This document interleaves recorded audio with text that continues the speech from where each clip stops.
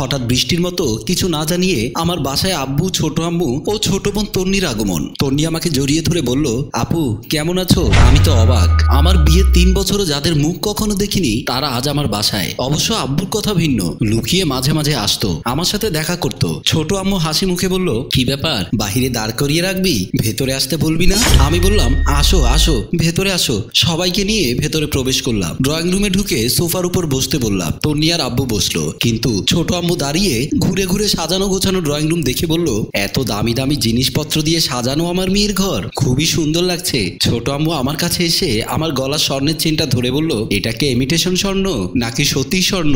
আমি বললাম, এগুলো সবই স্বর্ণ, তোমাদের জামাই দুবাই থেকে এনেছে। ছোট আম্মুর ব্যবহারে একটু একটু করে আমার কৌতূহল বাড়ছে, জানতে ইচ্ছে করছে কেন, কি মনে করে আসলো আমার বাসায়। ছোট আম্মু জানতে চাইলো, মনি, জামাই কত টাকা বেতন পায়? আমি কিছু বলার আগে আব্বু আম্মুকে ধমক দিয়ে বলল, বসো তো, যে কাজের জন্য এসেছো সে কাজের কথাই বলো। ছোট আম্মুর বসতে বসতে বলল, মনি, তোমার আদরের ছোট বোন তন্নির বিয়ে ডেট ফাইনাল হবার পর প্রথমে তোমাদের দাওয়াত দিতে আসলাম। এত বড় বোন জামাই, তারা তো আগে বিয়ের দাওয়াত পাওয়া দাবি রাখে। আমি এবার কিছুটা অনুমান করতে পারলাম আমার সৎ মায়ের উদ্দেশ্য।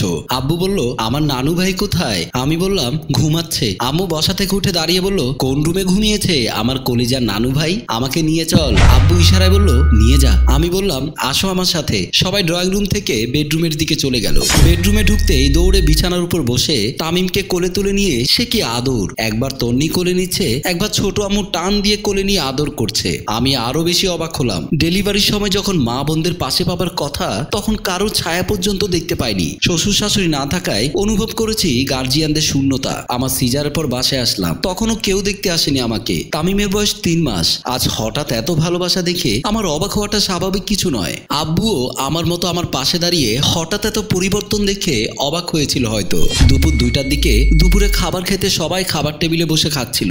এমন সময় কলিং বেলের আওয়াজ। আমি গিয়ে দরজা খুলে দিলাম। আমার একমাত্র দেবর পরীক্ষা শেষ করে বাসায় প্রবেশ করলো। আমি কাঁধে হাত রেখে বললাম, শিহাব, পরীক্ষা কেমন হয়েছে? শিহাব বলল, খুব ভালো হয়েছে ভাবি। এরা কারা ভাবি? আমি বললাম, আমার আব্বু, আম্মু ও ছোট বোন। শিহাব বলল, আপনারা সবাই কেমন আছেন? আব্বু বলল, আলহামদুলিল্লাহ ভালো, তা তুমি কেমন আছো? শিহাব বলল, আলহামদুলিল্লাহ আমিও ভালো আছি, বলেই ভেতরে চলে গেল। ছোট আম্মু আর তন্নি ডানে বামে না তাকিয়ে খাবার খেতে ব্যস্ত।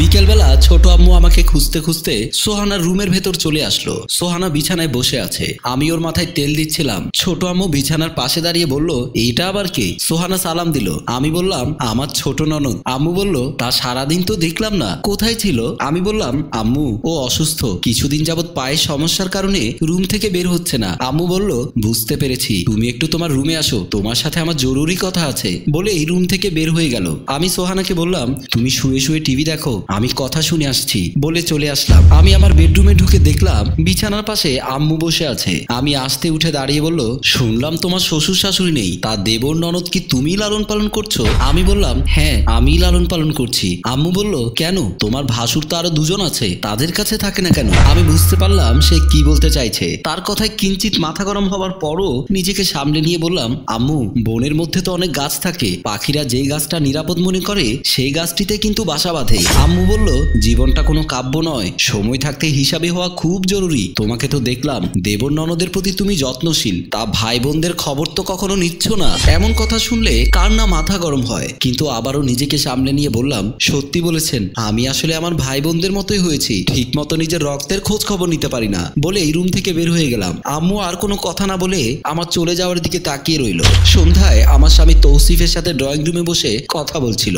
আব্বু, আম্মু ও তন্নি। আমি চা নিয়ে গেলাম, সবাইকে চা তুলে দিয়ে পাশে তৌসিফের পাশে বসলাম। তৌসিফের পরিচয়টা একটু দেই তাহলে, হয়তো বুঝতে সুবিধা হবে। তৌসিফ আমার দুঃসম্পর্কের খালাতো ভাই, যার হাত ধরে একদিন এক কাপড়ে পরিস্থিতির শিকার হয়ে বাসা থেকে বের হয়েছিলাম। তখন আমার জন্য এক বুক ভালোবাসা ছাড়া আর কিছুই ছিল না তৌসিফের। আজ সে এই শহরের প্রতিষ্ঠিত একজন ব্যবসায়ী। আম্মু বলল, বাবা সবই তো বললাম, এখন তুমি যদি এই বিশাল আয়োজনে শুরু থেকে না থাকো তাহলে কি করে হয় বলো? তৌসিফ বলল, আম্মা, আসলে আগামী মাসের 7 তারিখ আমাকে ব্যবসায়িক কাজে সিঙ্গাপুর যেতে হবে, আমি হয়তো থাকতে পারবো না। তন্নি বলল, দুলা ভাই, আমার বিয়েতে না থাকলে আমি বিয়ের পিড়িতেই বসবো না। আমি আরো একটু অবাক হলাম তন্নির কথা শুনে। আব্বু বলল, বাবা, তোমার তো থাকতেই হবে, একটা মাত্র শালি তোমার। আমি যতই সবার কথা শুনছি ততই অবাক হচ্ছি। আরো বড় চমক যে আমার জন্য অপেক্ষা করছিল তা বুঝতেই পারিনি। যখন আম্মু বলল, আসলে কিভাবে যে বলি, পাত্র দেখতে তোমার মতো মাশাআল্লাহ, ভালো চাকরি চাকরিও করে, কিন্তু ছোট কিছু চাওয়া পাওয়া ছিল। তৌসিফ বলল,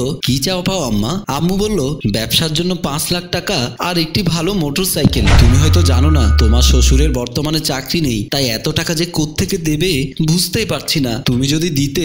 তৌসিফ বলল, ঠিক আছে আম্মা, আমি টাকার ব্যবস্থা করে দেব। আমার মাথায় যেন আগুন ধরে গেল। আমি কোনোদিনও যা করিনি আজ তা করে ফেললাম। উত্তেজিত হয়ে দাঁড়িয়ে গিয়ে বললাম, তুমি কেন টাকা দেবে? সবাই আমার কথা শুনে দাঁড়িয়ে গেল। এই মানুষগুলোর তুমি কি হও? তৌসিফ বলল, মনি, কি হয়েছে তোমার? এভাবে বলছো কেন? তারা তো তোমার আপনজন। আমি আরো ক্ষিপ্ত হয়ে বললাম, এখন তোমার টাকা হয়েছে না, যাকে খুশি তাকে দিতে চাইছো। ভুলে গেছো আমার অতীতের কথা? এই মানুষগুলো আমার সাথে কি কি করেছে, এই মানুষগুলো তোমার সাথে কি করেছিল আবার মনে করিয়ে দিচ্ছি। তারপর এদের মানুষ মনে হলে দান করো, আর অমানুষ মনে হলে ঘাড় ধাক্কা দিয়ে বের করে দিও। শুধু একদিনের নির্মম নির্যাতনের কথা বলছি, তাতেই বুঝতে পারবে। তাহলে শোনো। সেদিন সকালটা হয়েছিল নিয়ম মাফিক। সবার কাপড় ধোয়া, ঘর দুয়ার পরিষ্কার করা, কাপড় শুকালে সেগুলো ইস্ত্রি করা। সেদিনও জামা কাপড় ইস্ত্রি করছিলাম। তন্নির সিল্কের শাড়িটা ইস্ত্রি করতে গিয়ে আয়রনটা বেশি হিট হওয়ার কারণে শাড়িটা পুড়ে যায়। ভাবতে পারিনি বাংলা সিনেমার মতো আমার সৎমা ভিলেনের মতো এসে পোড়া দৃশ্য দেখে উত্তম মধ্যম দেবে। গালাগাল তো সাথে ফ্রি। যে ছোট বোনকে কোলে পিঠে করে বড় করলাম, সেই বোনও আমাকে সাঁচিয়ে কথা বলে। হয়তো ওর বয়সে বড় না হলে গায়ে হাত তুলতো। নিজের বাড়িতে নিজের কোনো গ্রহণযোগ্যতা নেই বলেই চুপচাপ নীরবে সবকিছু সহ্য করেছি। সেদিন হয়তো অপরাধটা খুব বেশি করে ফেলেছিলাম, যার ফলস্বরূপ শাস্তির পরিমাণটাও খুব বেশি ছিল।